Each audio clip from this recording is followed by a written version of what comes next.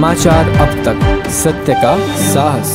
नमस्कार, मी नेहा आणि आपण बघत आहे समाचार अब तक। बघूया आजच्या काही ठळक बातम्या। आदिवासी विकास विभागाच्या 3 दिवसीय राज्यस्तरीय क्रीडा संमेलनाचे आज केंद्रीय मंत्री नितीन गडकरी यांच्या हस्ते उद्घाटन करण्यात आले। हा सोहळा पोलीस मुख्यालय पोलीस लाईन टाकळी येथील मैदानावर पार पडला। कार्यक्रमाच्या अध्यक्षस्थानी आदिवासी विकास मंत्री डॉक्टर अशोक उईके, आदिवासी विकास आयुक्त नयना गुंडे, आदिवासी विकास अप्पर आयुक्त रवींद्र ठाकरे यासह अनेक लोकप्रतिनिधी देखील उपस्थित होते।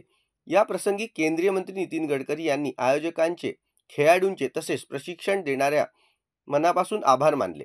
शासकीय अनुदानित आश्रमशाळेचे विद्यार्थी राज्यस्तरीय क्रीडा स्पर्धेत सहभागी होत असल्याने मला आनंद असल्याची भावना गडकरी यांनी व्यक्त केली। खेळाच्या माध्यमातून स्वतःचे व्यक्तिमत्व आपण घडवू शकतो। गडचिरोली जिल्ह्यातील हेमलकसा भागातील विद्यार्थ्यांचे कौतुक गडकरी यांनी केले। राज्यातील शासकीय व अनुदानित आश्रमशाळांमधील 1917 आदिवासी खेळाडूंनी या स्पर्धेत सहभाग होणार आहे। आपली क्रीडा कौशल्य दाखवतील। नागपूर, नाशिक, ठाणे आणि अमरावती या 4 विभागातील खेळाडू 14, 17 आणि 19 वयोगटामध्ये kabaddi, kho kho, volleyball, handball, relay यासारख्या सांघिक खेळाबरोबरच लांब उडी, उंच उडी, गोळाफेक, थालाफेक, थाळीफेक आणि धावणे यासारख्या वैयक्तिक क्रीडा प्रसारांमध्ये सहभागी होणार आहेत। ही स्पर्धा 3 ते 5 जानेवारी या कालावधीत पार पडणार आहे।